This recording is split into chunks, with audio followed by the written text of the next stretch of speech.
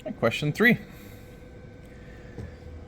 Here we have two small beads that have positive charges, Q1, which is equal to 3Q, and Q2, which is just equal to Q, are fixed at opposite ends of a horizontal insulating rod. So no transfer of electrons, the charge remains the same, there's no wire, it's an insulated rod.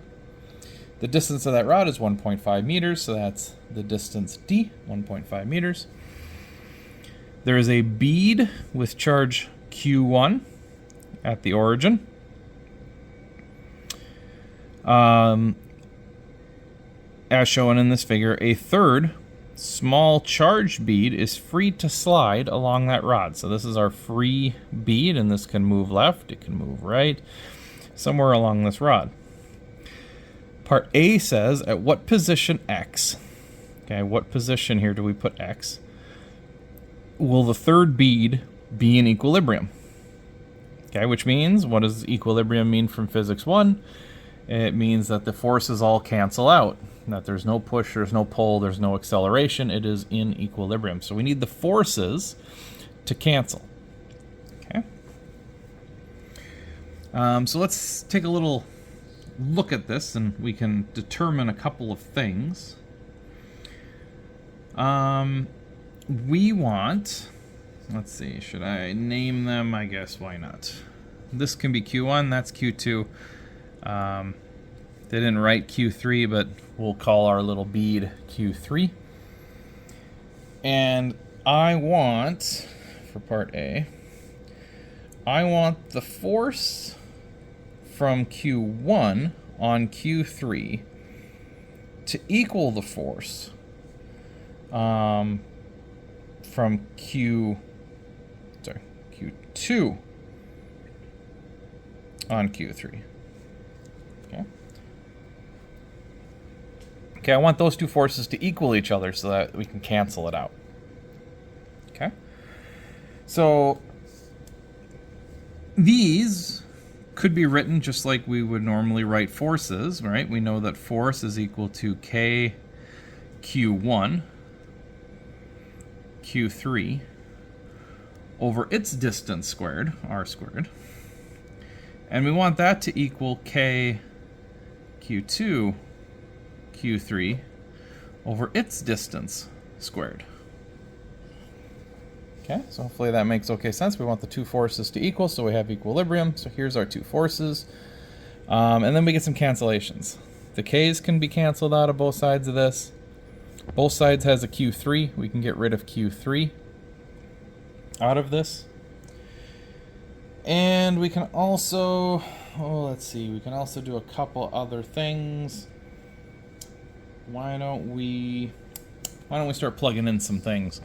So Q1 up here has a charge of 3Q. All right, so Q1, I'm going to write it as 3Q. And what is its r squared value? So this is the distance between 1 and 3. Well, the distance between 1 and 3 is just x. So I'm going to have x squared. Okay, so that's this. Q1 is 3Q. R squared would be x squared. If we come over to the other side, Q2, it said Q2 is just equal to Q. So I'm going to have a Q on this side. The r squared is going to be a little different. So the r squared goes from 2 to 3, which is this distance between 2 and 3. Okay, so what is this distance? Well, it's whatever's left over here when we have x. It's the leftover bit to get to d. Okay? So, let's see if this makes sense. D is the larger number, so we're going to have d minus x. Of course, that needs to be squared because that's what our r is. But if we have the full length distance d, then this length is dependent on how long x is. Okay, so hopefully that makes sense. D minus x would give us the distance between these 2 points. Okay. So we got some squares in here now. We also have q's now in both. We have 3q and q. I guess we can get rid of the q's. That's a cancellation we can get rid of. More cancellations we can do, the better. We also have these squares.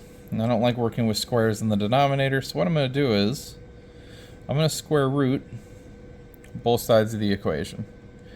All right, so now that's getting a little bit clustered here, so let's rewrite that.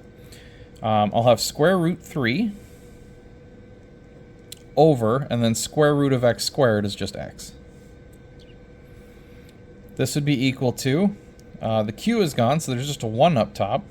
So it'd be square root of 1. Square root of 1 is just 1. And then square root of something squared is just that something. So d minus x. Okay. Hopefully I didn't lose you in the math there. So that's how we get to this. Okay. Now let's see what I want to do here. So why don't I do some cross multiplication and get this thing, instead of fractions, let's get it out in a nice equation here. So let's do some cross multiplying. And we'll have root 3 times d minus x is equal to 1 times x, or just x. Okay, so all I did there is just cross multiply out.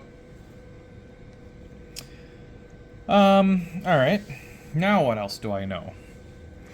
I am looking for x. You know, what position x does the third bead need to be? So I need to solve for x, which means I got to get that thing out of there and get my x's all together.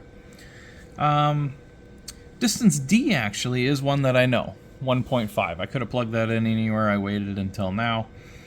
So let's go ahead and put that in. We'll have a square root 3. I'm going to FOIL this in. Square root 3 times d. D is 1.5 minus square root 3 times x. Okay, so I just expanded all that, is equal to x. Okay.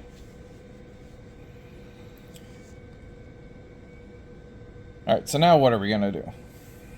Well, let's get the x's together. So let's go ahead and add that square root 3x to the other side. So we'll get root 3 times 1.5 is equal to, now if I add root 3x to the other side, I will get x plus 1, or x times 1 plus root 3. Okay, hopefully that worked out all right. This added over, I factored out an x, and we've jumped to that, x 1 plus root 3. Okay, now I just need to solve for x. So to solve for x, I divide that back over, and we'll have a root 3 times 1.5 over 1 plus root 3, and that'll give us x. And that actually gives us out a number, 0.95. And it's in meters because everything else was in meters. The distance was in meters, the q's were just, actually the q's all canceled out. So it gives us a distance x in meters, exactly like we would expect. So this is what we get for our answer. We can look back and see, does that make sense? If the distance d here is 1.5, this is sitting, as it's drawn, this is sitting at a distance less than 1.5, not quite halfway, over halfway. So yeah, I would say that is probably about 1 meter. So that's where our equilibrium point is. For part B, it states, can that equilibrium point be stable? Okay, so will it stay at equilibrium? That's the key on part B. Will it stay there? And if you read my answer, it's yes, but only if the charges are positive. So you have to think about this one a little bit on, well, let's see. I know that Q1, it has a positive sign there, and I know that Q2 has a positive sign there. So these two are both positive. So if I add a positive charge at the 0.95, okay, if I add a positive charge at the 0.95, these are going to be getting repulsed, right? So this is going to want to shove it to the left due to this interaction. This plus and plus here are also going to be repulsed. So that's going to shove it back towards it. Now it's a greater distance away, so it's going to shove it with less force. This one's a closer distance, so it's going to have the same force because it's closer. That's why we get an equilibrium here. Even though this charge is bigger, this is 3Q and that's only Q. That's our equilibrium point. This is where these two forces cancel. Now, in order to be stable, you got to say, well, what if it wiggles a little bit? If the charge wiggles closer to this charge, if Q3 gets a little bit closer to Q1, what happens? Well, Q1 pushes it back into place. The repulsive force gets a little bigger and it pushes it back to where equilibrium is. Same thing happens over here. If it gets further or closer, it will push it the correct amount to get it back into equilibrium. This is stable. It autocorrects. If the charge was negative, okay, our other two are both positive. If this charge was negative, we would see the opposite effect. Now these want to pull towards each other.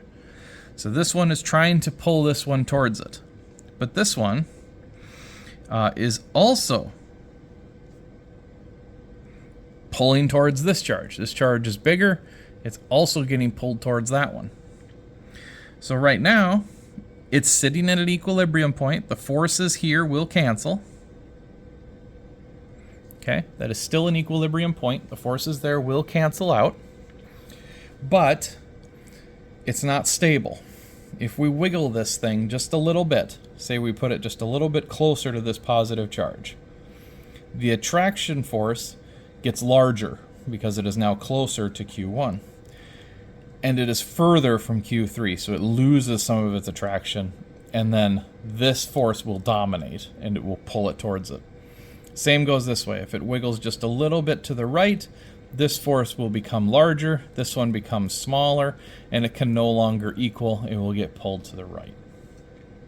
Okay, so hopefully that makes sense why one is stable and one is not stable.